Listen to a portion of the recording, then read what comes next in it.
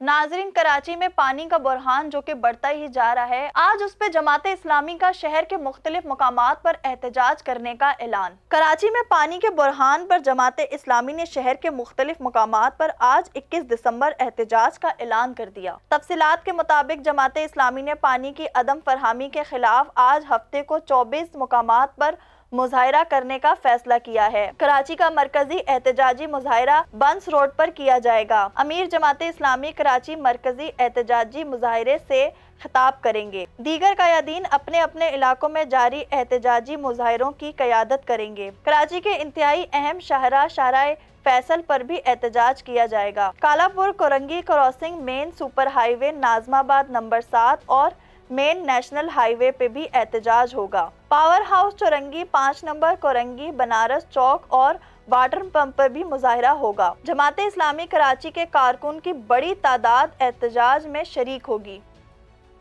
Von Karachi की videos देखने के लिए हमारा चैनल सब्सक्राइब कीजिए और बेल के आइकन को क्लिक कीजिए ताकि आप हमारी तमाम आने वाली वीडियो से बाखबर रह सकें।